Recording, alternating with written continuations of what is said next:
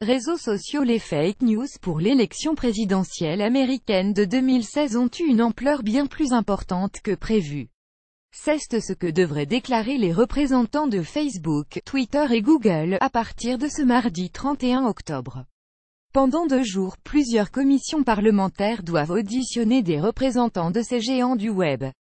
Selon plusieurs médias, dont le Wall Street Journal et Business Insider, Facebook devrait dévoiler que jusqu'à 126 millions d'Américains ont pu visionner des contenus mis en ligne par des intérêts russes dans le but d'influer les élections américaines. En clair, des rumeurs accusant Hillary Clinton ou favorables à Donald Trump. 80 000 posts ont été publiés par des trolls russes entre janvier 2015 et août 2017.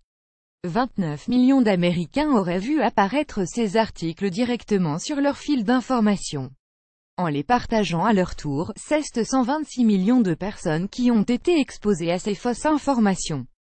Twitter aussi avait sous-estimé ces trolls. Twitter, de son côté, va également donner des chiffres d'une ampleur qui dépasse de loin les précédentes estimations du réseau social. 36 746 comptes ont ainsi généré du contenu automatiquement, lié à l'élection américaine. Parmi ceux-ci, 2752 seraient, selon Twitter, directement liés à l'AIRA, l'agence de recherche sur Internet, considérée comme l'usine à trolls du Kremlin. Un chiffre plus de 10 fois supérieur au précédent rapporté par le réseau social aux autorités en septembre. À l'époque, Twitter n'avait repéré que 201 comptes pro-russes propageant des fake news. Ces comptes ont généré 1,4 million de tweets automatiques, qui ont reçu 288 millions d'interactions de likes, partages, réponses. Google aussi s'est fait troller sur son blog officiel. Google a reconnu lundi 31 octobre, pour la première fois officiellement, avoir également trouvé des contenus du même genre. Nous avons trouvé des preuves de tentatives de détournement de nos plateformes pendant l'élection américaine de 2016 par des acteurs liés à l'Internet Research Agency en Russie, a écrit Google, qui parle d'activités limitées sur le moteur de recherche et sa plateforme vidéo YouTube. Sur YouTube, Google a identifié 18 chaînes suspendues depuis par le groupe vraisemblablement liées à la campagne et ayant publié environ 1100 vidéos en anglais semblant avoir un contenu politique. Elles ont cumulé 309 000 vues aux États-Unis dans les 18 mois précédant l'élection.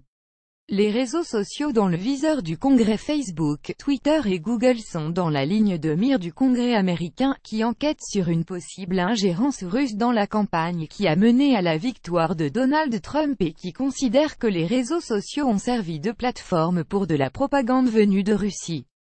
Facebook avait déjà indiqué début octobre que environ 10 millions de personnes aux États-Unis avaient visionné des contenus sponsorisés ADS financés par près de 500 comptes activés depuis la Russie et qui avaient pu servir à manipuler l'opinion, principalement en attisant les clivages idéologiques au sein de la société américaine.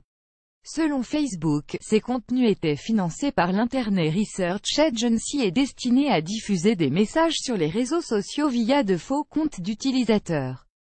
Twitter a récemment annoncé qu'il avait banni de sa plateforme publicitaire les médias financés par le Kremlin RT et Sputnik. Ce dernier a répondu en révélant que ce serait le réseau social qui aurait proposé aux médias russes de faire des publicités politiques ciblées. Selon le renseignement américain, Moscou a payé pendant la campagne de 2016 des groupes de trolls pour diffuser des messages néfastes pour la candidate démocrate Hillary Clinton et favorable à son rival victorieux, le républicain Donald Trump. Une goutte de fake news dans l'océan des réseaux. Les réseaux sociaux ne comptent pas uniquement passer aux aveux, selon les médias américains. Ils vont également essayer, comme depuis plus d'un an, de montrer que les fake news n'ont peut-être pas eu tant d'impact. Ainsi, Facebook compte rappeler que les fausses informations provenant de comptes russes représentent 0,004% des contenus générés sur la même période dans le fil d'actualité. Twitter, de son côté, va rappeler que ces 37 000 comptes ne représentent que 0,012% du nombre total de comptes sur le réseau social.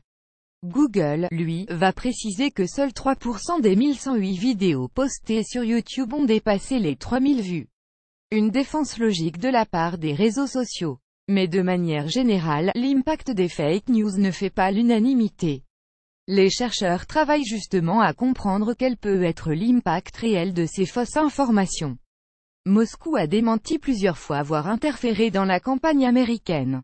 Cette question de l'ingérence de la Russie dans la campagne américaine donne lieu à diverses enquêtes au Congrès et par un procureur spécial, Robert Mueller.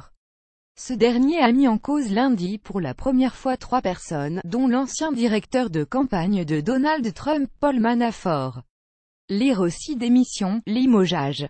La haine de Trump a été un film d'horreur pour son entourage 2 fois par jour. Trump lit un dossier rempli d'informations positives sur lui-même, baladure, lobby des tortionnaires, soupçons de corruption. Qui est vraiment Paul Manafort? Pour suivre les dernières actualités en direct sur le HuffPost, cliquez ici tous les matins. Recevez gratuitement la newsletter du HuffPost. Retrouvez-nous sur notre page Facebook. À voir également sur le HuffPost Plus. Donald Trump Fake News International Russie Techno. Envoyez une correction.